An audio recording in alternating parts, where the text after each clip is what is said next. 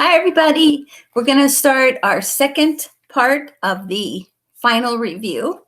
We left off on number 50. It's about dopamine.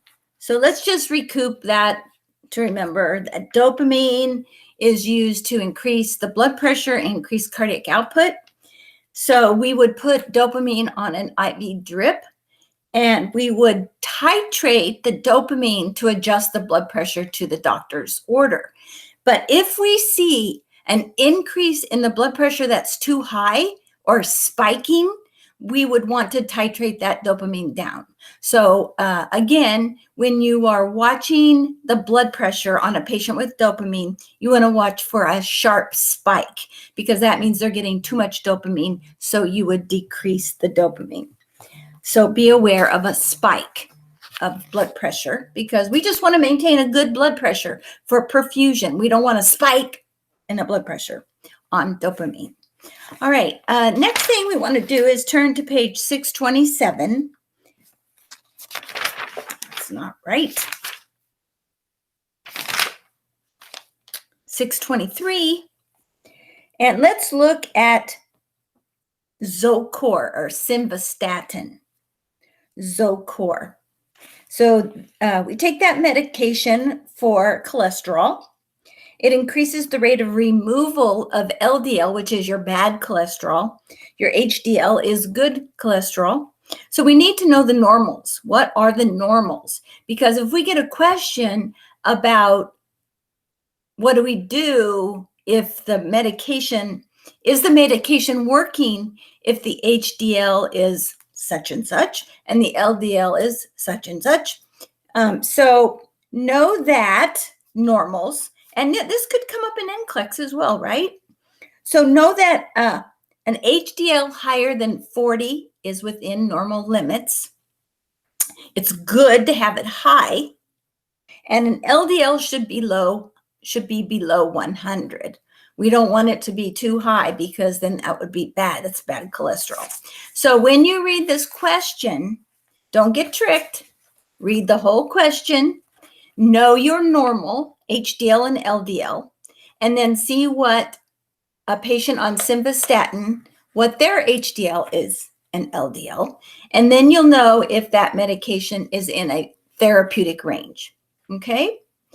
All right, next one is we're going to go to page 605, and we're going to talk about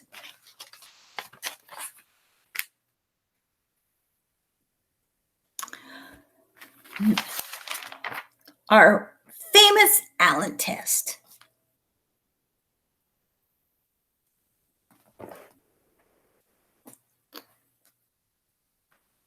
What is the Allen test for?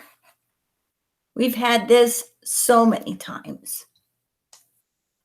The Allen test is to check for pulses in the radioulnar artery, which perfuse the hand. So you would hold the pressure on the radioulnar pulse and release one at a time to check that there's perfusion returning to the hand. So that is the Allen test. I believe it shows you pulses on page 605. But it also talks, underneath all those pictures, it talks about a test that can be beneficial in the assessment of the peripheral vascular system is the Allen test. The Allen test is used to determine the adequacy of arterial circulation to the hand. So this is a pulse also that they would use for blood gases. So that's important to know for an Allen test as well.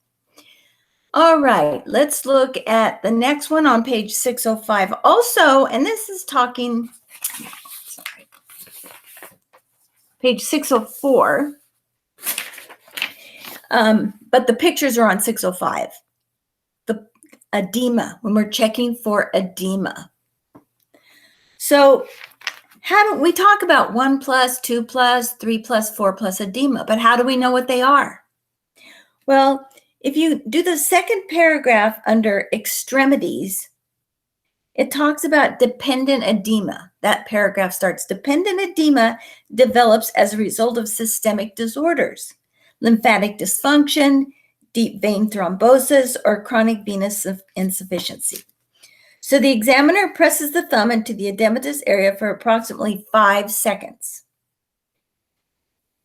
If the depression of the thumb remains in the edematous area, the edema is said to be pitting. The severity of pitting edema is graded 1+ to 4+. The severity of pitting edema, a slight indentation with no apparent leg swelling is graded 1+. Moderate pitting that subsides rapidly is 2+. A deep indentation that remains briefly with swelling of the leg is graded 3+. So that's really important to remember. 3+ is about an inch when you press in on the swelling. It almost feels like Pillsbury Doughboy. It's real mushy. So it'll indentation about 1 inch is a 3+ pitting edema. All right. So let's turn to page 632. Page 632. And let's look at that Berger-Allen exercise. So that's the man laying on his back with his feet up on the pillows, and then he sits on the side of the table. So the Berger-Allen test for peripheral vascular disease. Elevate and support the legs at a 45 to 90 degree angle for 2 to 3 minutes, or until the skin blanches. So you're decreasing the blood flow to the feet. And then sit with the feet in a dependent position so that the skin turns red. So you're checking for the blood flow in the extremities there. So note the way the position in number 1 is. He's laying on his back. So that's important to remember. So promotes emptying of the blood vessels by gravity, laying on his back, feet elevated.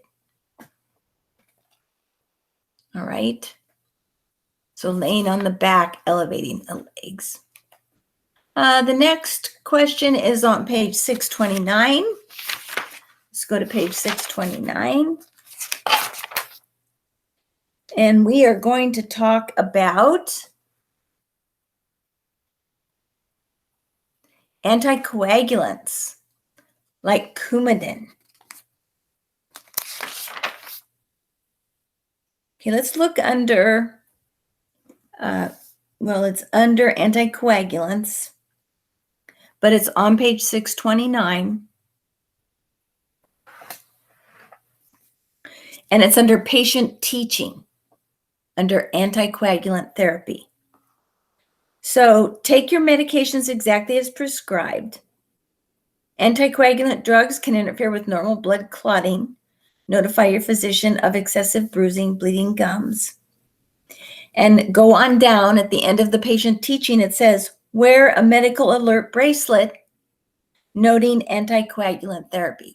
So anyone on a blood thinner should have a bracelet, because if they are in an accident or something happens where they fall down, the person that finds them needs to know they're on an anticoagulant. So wear a bracelet. Okay. Next is on page 647. If you'll turn to page 647. And we're going to talk another patient teaching. So patient teaching for myocardial infarction. Let's look at that. So it is very important to take your medication as prescribed and contact your healthcare provider if you have any problems. Your healthcare provider may prescribe a low-fat, low-sodium diet to decrease weight and to reduce the workload on your heart. So that's, if you were teaching the patient they were going to get ready to go home, that might be something you would say, well, the kind of diet they need to be on at home. So patient teaching, and it might need to be written instructions so that they can constantly refer to that information. All right.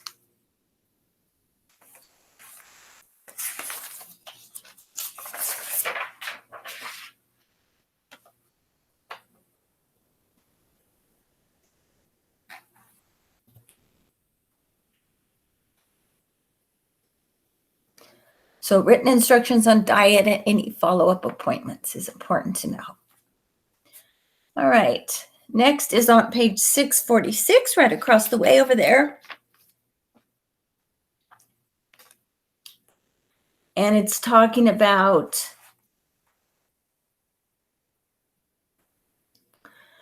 congestive heart failure. So see heart failure there at the bottom of the page.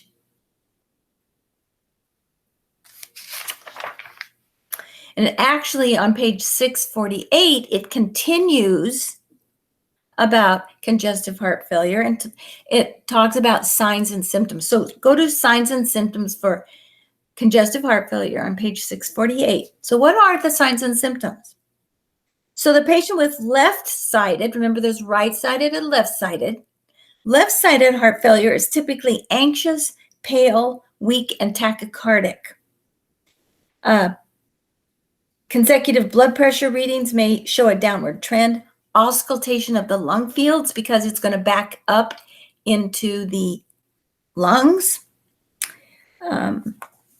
Also, then with right-sided heart failure, the patient has increased central venous pressure, or JVD, abdominal engorgement, and dependent edema. So fluid volume excess increases the workload of the heart and interferes with breathing. On page 646, 647. Okay.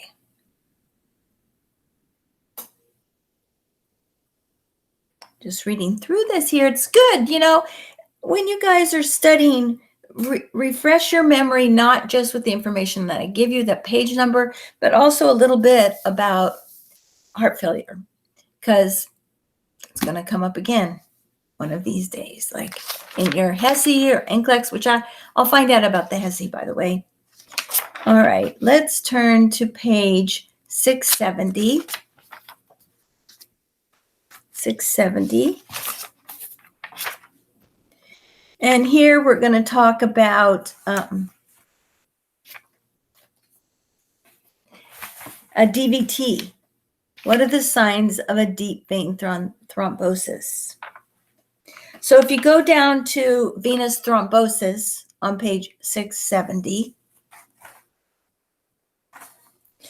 and it talks about having a DVT, and at the very end, just above risk factors, it says, grave complications of DVT is a pulmonary embolus, because that thrombosis in the vein, the deep vein, can travel to the lung and cause a pulmonary emboli.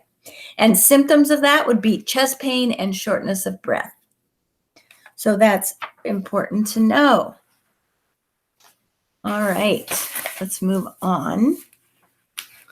So now we're going to talk about, on page 671, we're still there, about this is so crazy.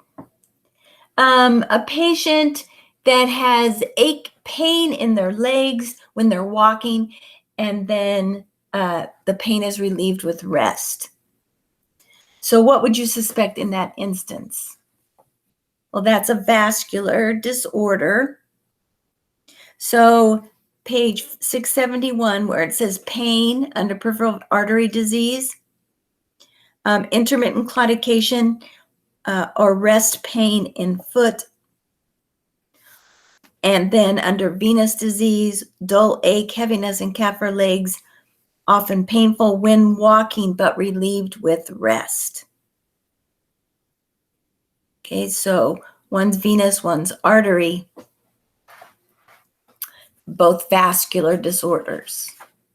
So arterial vascular disorder produces pain with activity, defined as claudication, which is the result of ischemia of the tissues caused by a lack of adequate perfusion.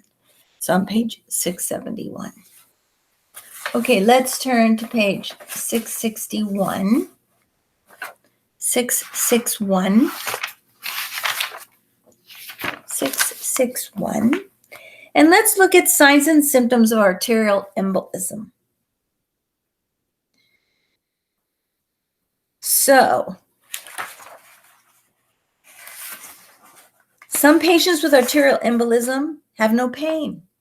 Others experience severe pain and other symptoms of tissue ischemia. When the collateral circulation cannot compensate, so if an area is clotted off, it will be like tree branches that try to go around that clot and form what we call collateral circulation. So the patient has distinct symptoms of reduced blood flow in the tissues. Signs and symptoms of inadequate blood supply in the lower extremities include severe acute pain, loss of motor function, pain aggravated by movement, absent distal pulses, pallor and mottling. That's irregular discoloration, mottling. So pallor and mottling is important, right? On page 661. So if a nurse assesses a leg and finds it to be pale, cold, and no pedal pulses, you would suspect what? You would suspect arterial occlusion. Okay, let's go to page 677 now. 677. 677. And we're talking here about hypertension. So what about hypertension? Well, what is normal? Normal blood pressure as systolic less than 120 and diastolic less than 80. So that would be your normal blood pressure. Pre-hypertension is the systolic between 120 and 139 and diastolic between 80 and 89. But let's go down to where it says, in addition to staging, patients with hypertension are classified as being in risk groups A, B, C, or D. So I'd like to talk about group B. And that's a few more sentences down where it says, individuals in risk group B have one or more risk factors, not including diabetes. So what would be a risk factor that we would think of?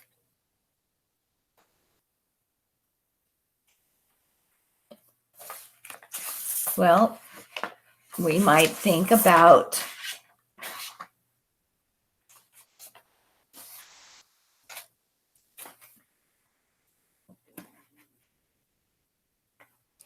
etiologic factors, right? Factors they can't control. And that's what we want to focus on. We want to focus on, let's see, I was talking about secondary hypertension. I'm sorry. So secondary hypertension has an identifiable cause, a specific cause, right? All right. On page 677, we talked about prehypertension, diagnosed after 2 readings of over 120/80.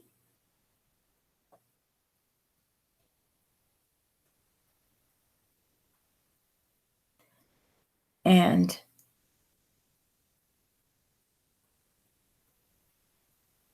okay. Remember, in secondary hypertension, they have a cause, and we want to treat that cause as the focus of care. All right, so let's turn to page 683 and look at the drug verapamil. Verapamil.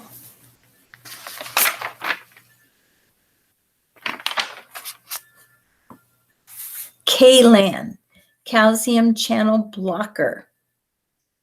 Can we see the calcium channel blockers there? There they are. See them? It's the 1, 2, 3, 4, fifth one down. And the first drug listed is verapamil or Kalan. So if a patient's on that, it's to decrease the force of cardiac contraction and dilates the peripheral blood vessels. So it's going to lower the heart rate. So what do we want to do before we give that patient medication that lowers their pulse? Well, we're going to take their pulse. We want to make sure it's not too low. So monitor the patient's pulse. And you'll see that under nursing interventions under Kalan, the calcium channel blocker.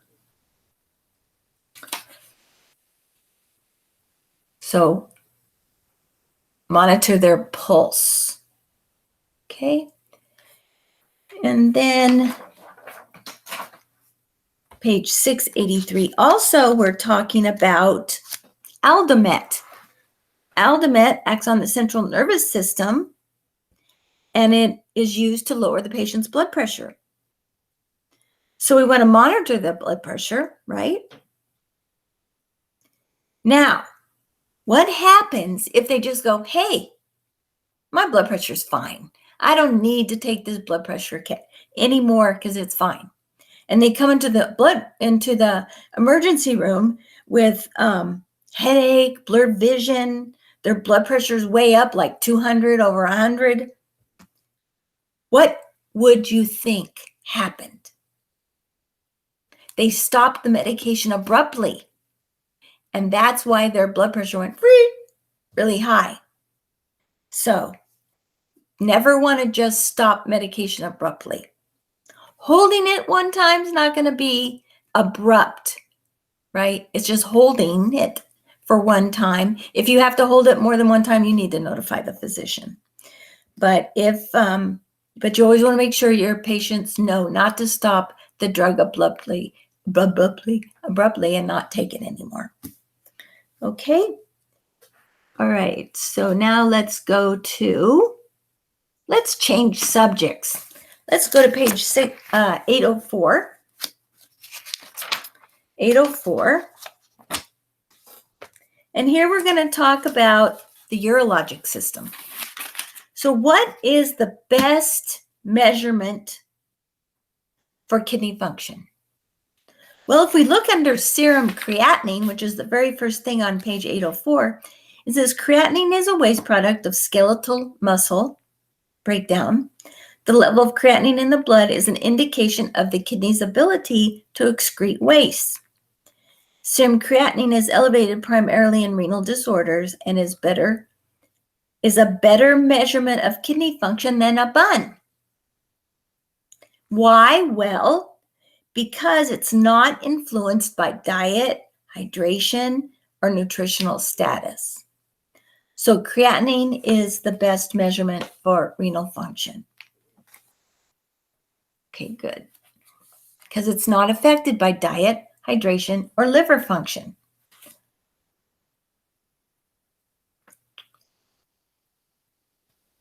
And that's the creatinine.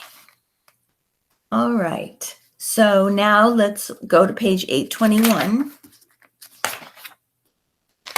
and talk about renal calculi. So the thing about renal calculi, when a patient has renal calculi, is they need to know, how did this happen? Were they dehydrated? And if you go under this care plan, patient with renal calculi, down to ability to perform self-care and manage care after a lithotripsy or after they've had their the breakup of the stones, because they really didn't know what happened, what caused the stones. So if you look under intervention, this is where you would come in. You want to emphasize the importance of treating any new urinary tract infections to reduce the risk of calculi formation. So knowledge is power. The patient needs to know how to prevent getting any calculi. Advise the patient to consume enough fluids to produce at least 2 liters of output, unless, they have some other problem. And fluid should be consumed around the clock. So decrease the risk of kidney calculi by instructing them how to take care of themselves. Okay. So the patient would be able to describe measures to prevent recurrence of calculi. Okay. Now we're going to switch things again and go to page 922. 922. And we're talking about the endocrine system now. So let's go to sandostatin in the drug therapy for endocrine disorders on page 922 and look at sandostatin. What is sandostatin for? It suppresses secretion of growth hormone. It's used to treat acromegaly.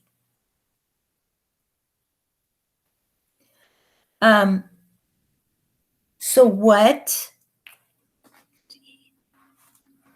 It will suppress the growth hormone. It doesn't reverse the effects of acromegaly. It suppresses the growth hormone. Okay, next one on page 930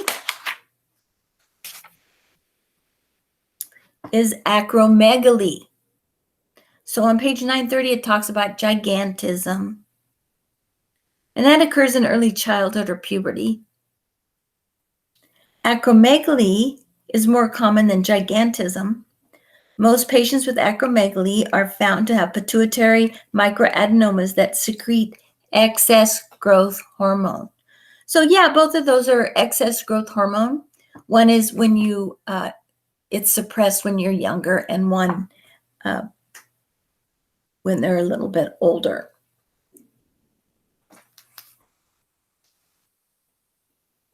So what hormone causes features of a patient with acromegaly? And you can see those pictures on page 931. A series of photographs of the same person over their lifetime. And notice how everything kind of flattens out. So growth hormone, acromegaly. Okay, now let's go to page 940. We're still talking about pituitary. 940. And we're going to go to Addison's disease. The pathophysiology. It actually starts talking on page 939 about Addison's disease.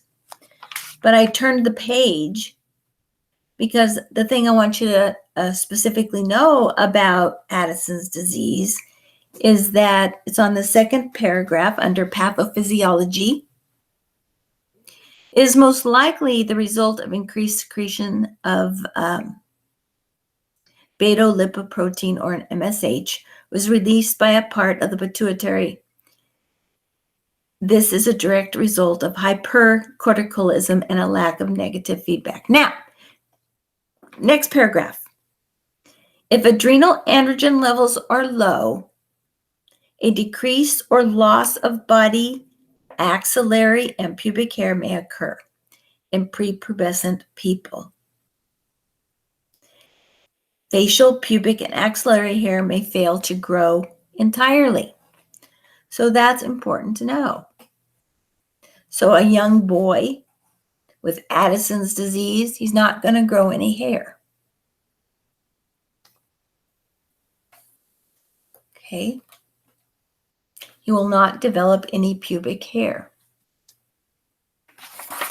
Okay. Let's go to page 942, next page, and let's look at the care plan for a patient with Addison's disease. And let's go down to ineffective management of condition related to lack of understanding of long-term glucocorticoid therapy. So if you look under your intervention, what you need to let them know, again, wear a medical alert tag and carry an emergency kit with dexamethasone. So that's important in a patient with Addison's disease. Medical alert bracelet. Okay, let's turn to page 932. I know we're kind of jumping back and forth, huh?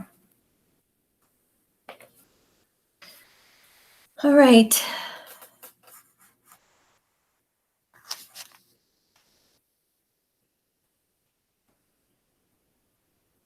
So, under patient problems, goals, and outcome criteria for hyperpituitarism. Patient problem, altered body image related to changes in physical appearance. So, what are you going to say to them? When they go, I don't like the way I look. I hate the way I look. I look so big. I'm so noticeable. Can't stand it. I look like a freak. So what are you going to say? Oh, well, just take your medicine. No, we're going to do therapeutic communication. We're going to say, well, what is it that makes you feel that way? So we want to be therapeutic in our communication. Okay, next question. Let's go to page 951.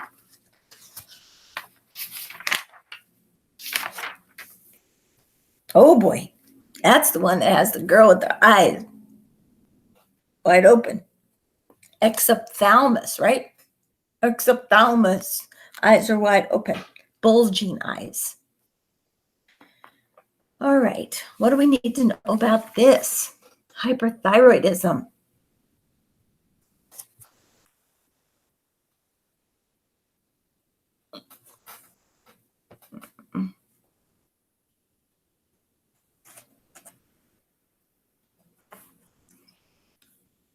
Okay, so what's the most appropriate nursing action for a patient diagnosed with hyperthyroidism? What do you think? Disturbed body image. And it talks about that under, where does it talk about that?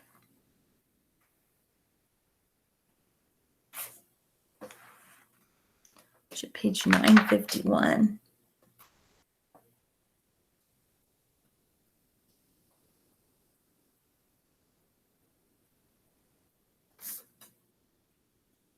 Okay, disturbed body image. And remember, we want to ask questions. Okay, let's turn to page 959.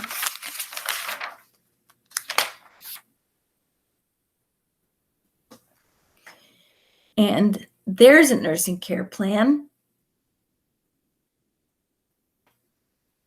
Hypothyroidism. See the nursing care plan on 959. So patient problem is potential for disrupted skin integrity. They're very dry skin. So our intervention would be advise the patient to decrease bathing frequency and use moisturizing creams or lotions, and advise her to avoid scratching. Okay.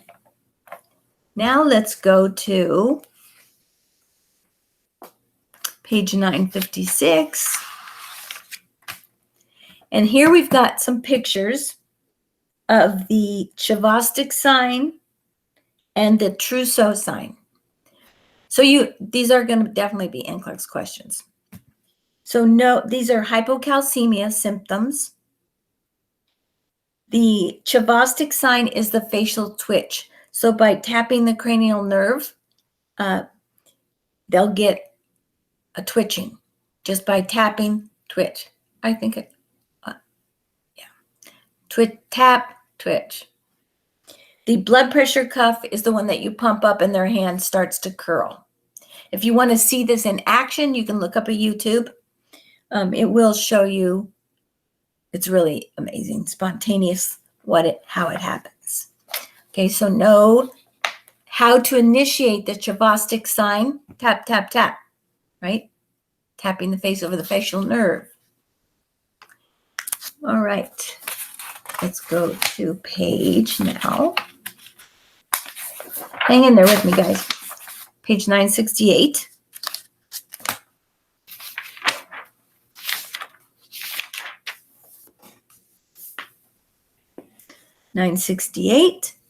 We're talking about diabetes here. Got to fix this. Hold on. Okay, page 956. And we're going to talk about 968. That's what I said, didn't I? All right. So what are the symptoms of diabetes anyway? Polyuria, polyphagia, polydipsia, the 3 Ps. You should always remember that. It's really important to remember. So what if the patient tells you, I eat all the time, I don't understand why I'm still hungry? Well, because they have,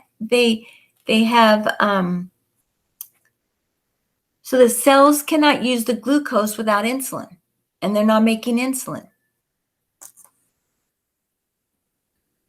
Type 1 diabetes, right? They don't make it. So they have excess amounts of glucose. They can't use it up. The cells cannot use the blood glucose that they eat, but it can't get used. So they're always hungry.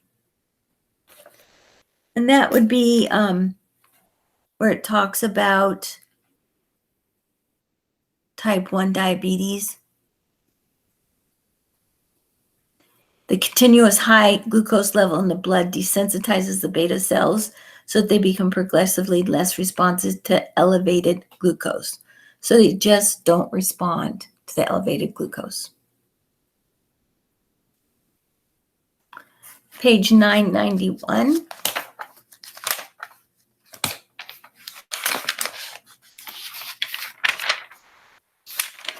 Now we're getting into some things that are probably going to ring a bell.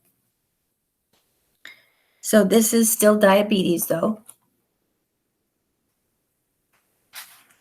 So type 2 diabetes. What if the blood sugar, what is the normal blood sugar? 60 to 100.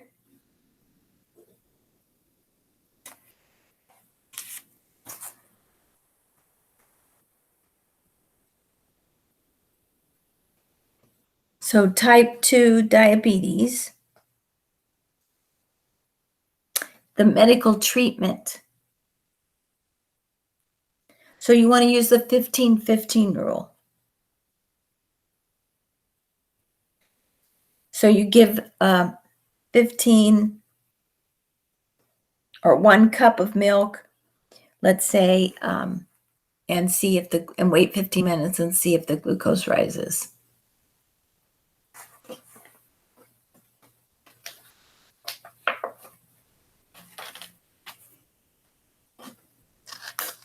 So if the patient's hypoglycemic and needs an immediate source of glucose, give them milk, 8 ounces of milk. Right. It's on page 991. It's under medical treatment. Let's turn to page 973.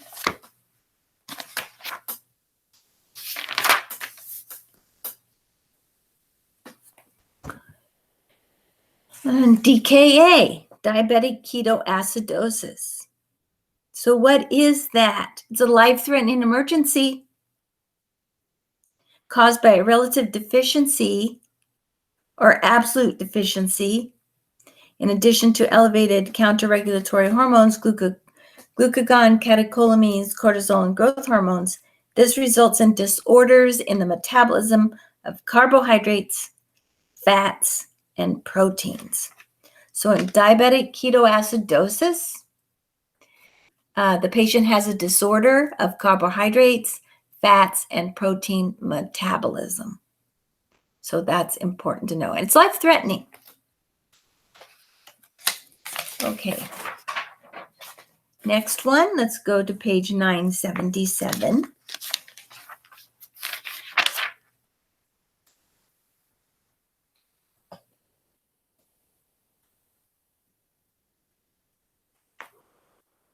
So you're getting ready to discharge a patient with type 1 diabetes.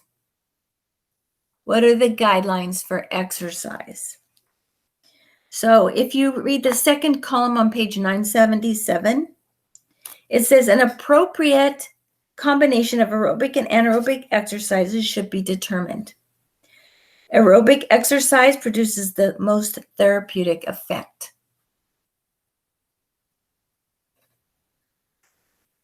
But what's important about exercise is that you do the same time, same intensity, same time of the day, because that way you can regulate your insulin dose to the amount of activity that you have.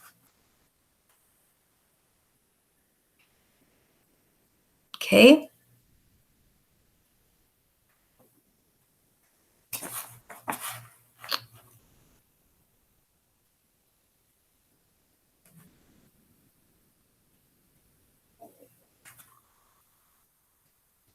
Exercise should be performed daily at the same time of the day at the same intensity. Patient with type 1 diabetes. Okay, that way they know how much insulin should be given. They can check their blood glucose and they know what it will be after that same time, same amount of activity in that day. All right, so let's now go to page 978, next page. And it says, second paragraph, or second column, I should say, pre-mixed insulin products. You're going to see this in your patients when you start passing meds. So what is pre-mixed insulin? It contains two types of insulins that are available.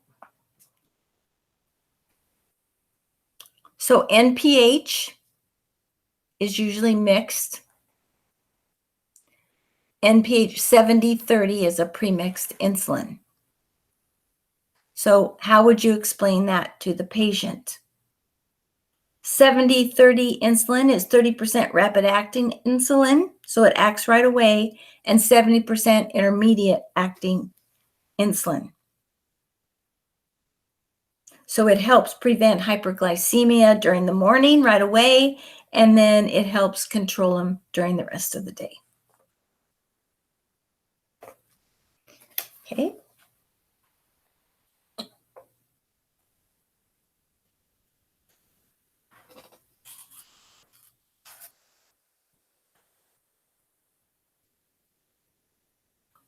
So by having mixed insulin, it makes it easier and there's less mistakes. Right. Let's go to page 991.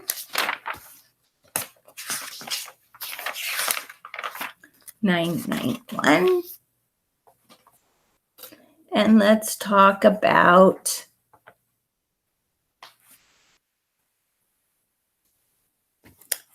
medical treatment for hypoglycemia. Well, we kind of talked about that already, didn't we?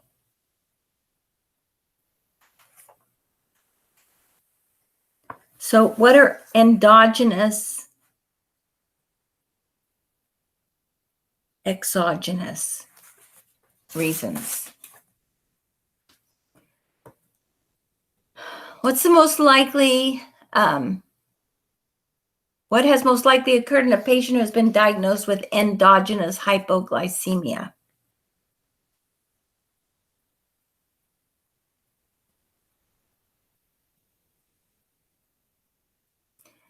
Excessive secretion of insulin or an increase in glucose metabolism. So that is in the first column under that patient teaching.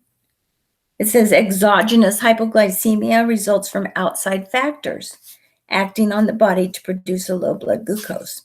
These include insulin, oral hypoglycemic agents, alcohol, or exercise. Endogenous hypoglycemia occurs when internal factors cause an excessive secretion of insulin or an increase in glucose metabolism. Okay, that is 2. So now let's go to how long does it take for humulin R to peak? Let's go to page 979. 979. And we have that graph there. And we also have under the table 50.1 about regular insulin. And Humulin R is regular insulin. So what would be the answer here? So when does it peak?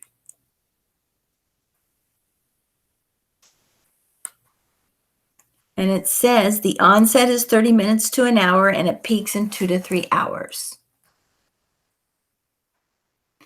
So 2 to 3 hours, it could say 2 hours, right? And that would be correct answer. Okay, now let's go to page 1007.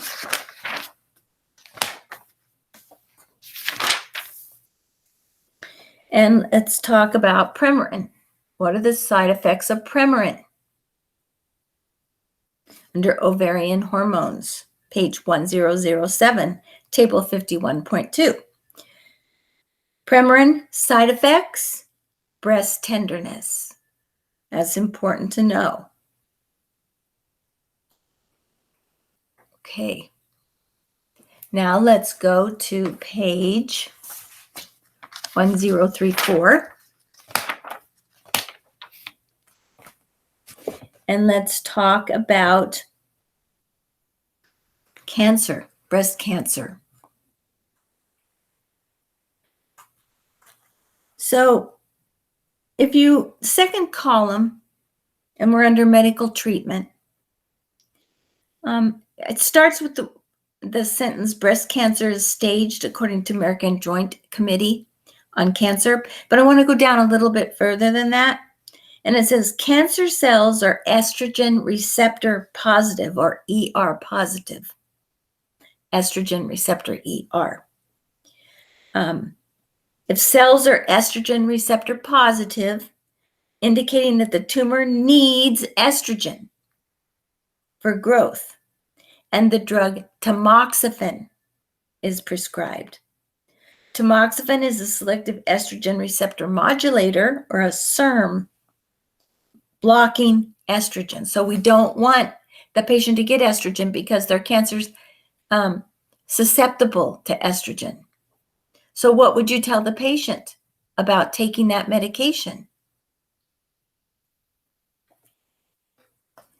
Well, you want to tell them about that if their tumor is sensitive to estrogen, they need to take that medication to block that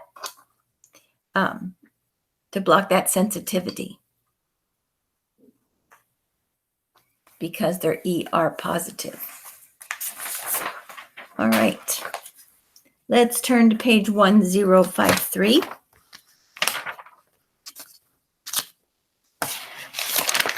I know it seems kind of choppy because we're just going a little bit into each subject. So let's go under physical exam. Physical exam and scrotum. Go down third paragraph, and it starts out with the examiner proceeds to palpate the epididymis and the vas deferens. If scrotal thickening, nodules, masses, or asymmetric conditions are discovered, they can be further investigated by shining a light through the scrotum in a darkened room. A technique called transillumination, hydrocele, a mass filled with serous fluid, glows red in the light. So hydrocele grows red. And I think there's a good picture on the next page, 1054.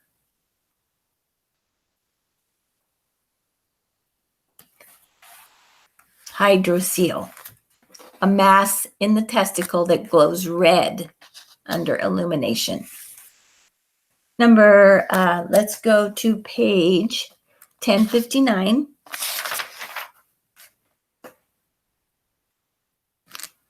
And we're going to talk about Nilendron. It's a medication, testosterone inhibitor on your drug therapy table 53.3.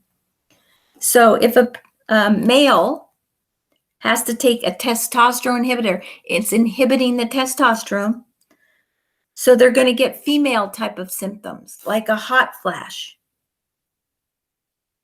Also, if you notice under side effects, they might get hepatotoxicity. So what are we going to have to monitor? Their liver function tests. So nilendron is a testosterone inhibitor. They might get hot flashes, but it's might affect their liver. So we want to check their liver function test for hepatotoxicity. That's important on that particular medication. Okay, let's turn to page, and these are beginning to probably ring a bell because they were pretty recent, right?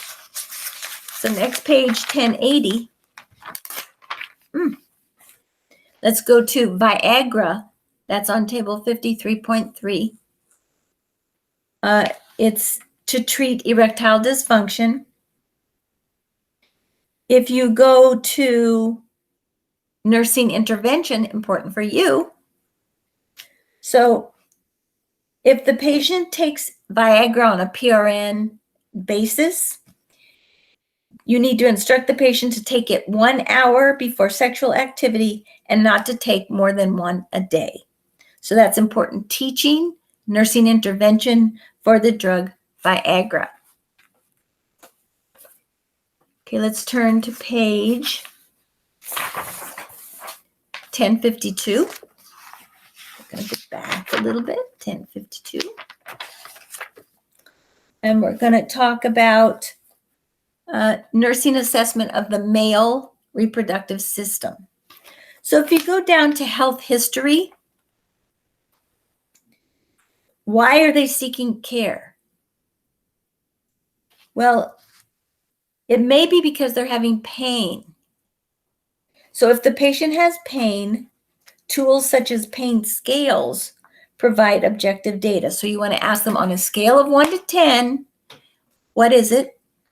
And how would you rate that? 1 through 10, how does it feel? Is it stabbing, dull, aching? That's how we would always assess pain. But in the male reproductive system, a lot of their problems result in pain. So we've got to ask them a pain scale.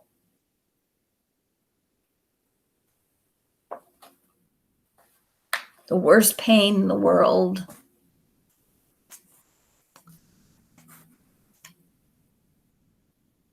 So they want to tell you if their scale's 1 through 10, 5, 6, 7, right? Okay. Now we want to turn to page 1063. 1063. And we're going to talk about prostatitis, where male reproductive disorders, prostatitis. What is it? Well, that's an inflammation of the prostate gland. And if you go over to the second column, it talks about if a patient has acute bacterial prostatitis or chronic bacterial prostatitis, and they may be on antibiotics. But the patient that has chronic prostatitis needs to be on stool softeners because that prostate is right near the colon. And if they get constipated, it's going to put more pressure on the prostate. So it's really important that they take stool softeners that may be prescribed to prevent constipation, which is especially important with prostatitis. And that's that second column about right in the middle of the page under chronic prostatitis. Okay, now we're going to go on to page 1070, next page. And we're going to talk about post-prostatectomy.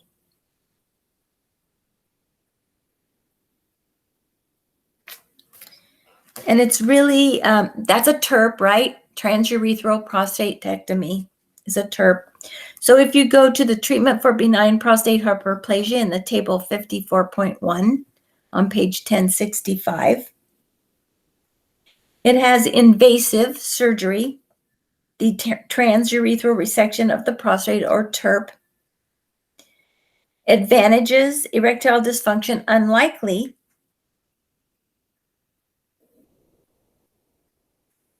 Not common after a TURP. And neither is incontinence. They might have a little dribbling at first, but after a while, that's going to go away. Okay. Page 1078.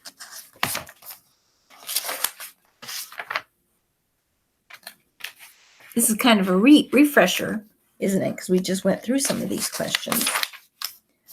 So page 1078.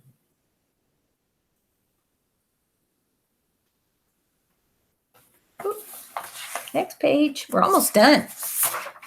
Yay, right? So a young man is diagnosed with testicular cancer. So notice that's on 1078. We're talking about nursing care of the patient with testicular cancer. Well, the intervention, number one intervention is anxiety, because they're usually young. From the time cancer is suspected, the patient faces anxiety-producing threats to self-image and self-esteem. You must be sensitive to the patient's fears of altered sexual function. So you might want to ask the patient if they want to talk about how they're feeling. Help the patient through listening actively, providing information, and referring him for counseling if needed. So that's important in especially a young man, because he's got his whole life ahead of him. He's afraid, he's scared how it's going to affect his life. So now let's turn to page 1156.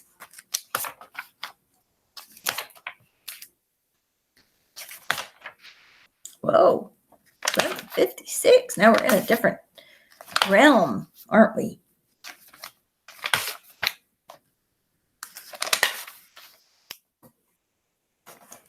Okay, we're going to talk about otitis media, otitis externa, and age-related changes. So what are some age-related changes? So it's on the top of page 1156, and it says the skin of the auricle may become dry and wrinkled. Dryness of the external canal causes itching. Cerumen production declines, and the protective wax dries. Hairs in the canal become coarser and longer, especially in the combination of dry cerumen and coarse hairs may lead to obstruction of the canal. So it's important to know the age-related changes in a patient, male patient, or any patient, an aging patient, right? Okay. Page 1161. We're going to talk about irrigating the ear. Irrigating the ear. So remember that the irrigation is done with warm water using a small tipped irrigation. The flow is directed upward, and if the cerumen does not wash out, the procedure may be repeated, but with the same water temperature. So under irrigation, it says warm the solution to a body temperature. That's number 2. Have the patient sit up and hold an emesis basin under the ear to be irrigated. Drape the shoulder under the basin. Straighten the external canal of an adult by pulling up the auricle and back. For a child, you would pull the auricle down and back. And direct the solution toward the top of the canal in a steady stream, not towards the eardrum. Okay. Next page, 1143. All turn together. Page 1143. All right. Age-related changes in the eye.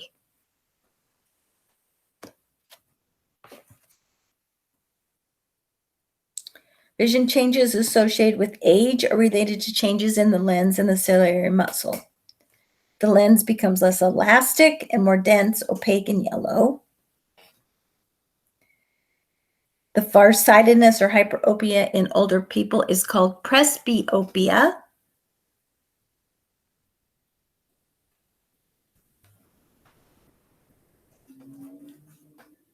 So accommodation, that's one of your PERLAs, right? Accommodation is adjustment of the lens by contraction and expansion of the ciliary muscle that allows an individual to see far or near. And that's right under age-related changes in the eye. All right.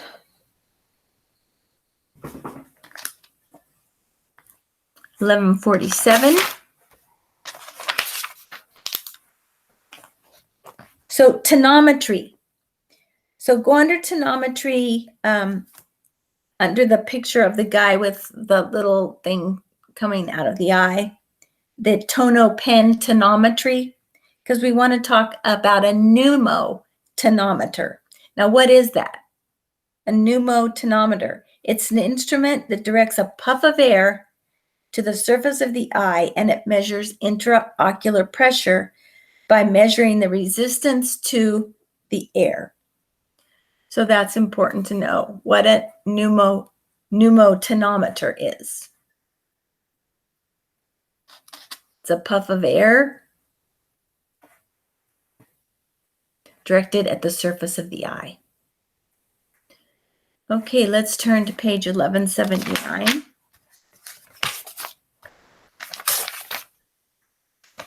Page 1179. And let's talk about a patient taking Timoptic, a beta-adrenergic blocker. So the couple interesting things about this particular drug, Timoptic, is that it decreases aqueous formation, but in the patient with lung problems, it can produce wheezing and bronchospasm. So you have to really be careful giving respiratory patients the beta blocker eye drops for glaucoma. So beta-adrenergic blocking can cause bronchospasm, and also if you notice it says bradycardia, but you've got to assess the heart rate.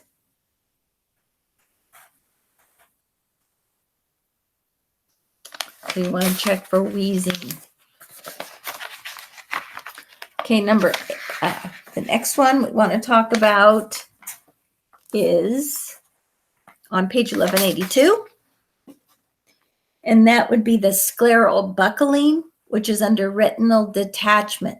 So what is scleral buckling? That's under medical and surgical treatment. So scleral buckling is often done along with laser treatment or cryotherapy. It's an elastic band that is secured around the eyeball under the sclera. And retinal detachment, so read that whole section, what retinal detachment is, so that you understand how that is the treatment. So retinal detachment is a separation of the sensory layer of the eyeball from the pigmented area.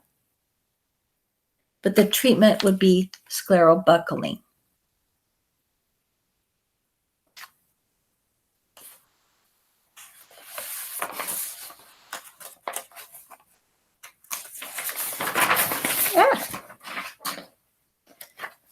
Retinal detachment, scleral buckling. All right, now let's go to page 1186.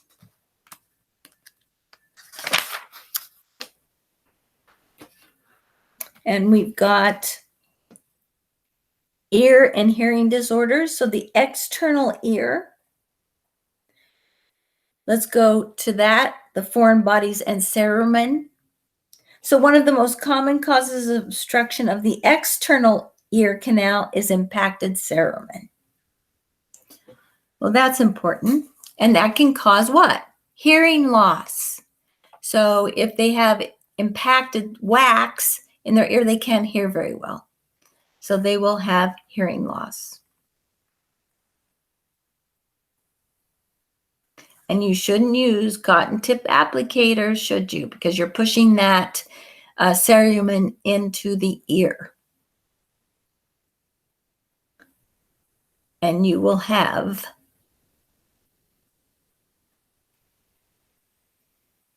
dry cerumen across the canal. All right, last one, folks. Page 1188. Otosclerosis. Bottom of the page, 1188 is otosclerosis. It's hereditary. A hereditary condition in which an abnormal growth causes the footplate of the stapes to become fixed, sclerosed. So what's interesting about it, if you go to the next column, it says otosclerosis is most common in young Caucasian women. The onset is usually in the late teens or early 20s, and during pregnancy, it progresses at a faster rate. So if a pregnant woman begins to have hearing loss, maybe she has otosclerosis. You see how that sentence works both ways? I just told you what it is, but what if the question says, well, what is it? How does the patient present with otosclerosis?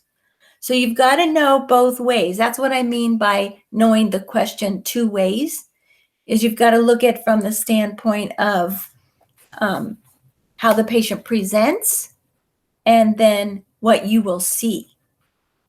All right, thank you. Good luck on your final. I know you'll do great. Bye. I'm going to turn this off.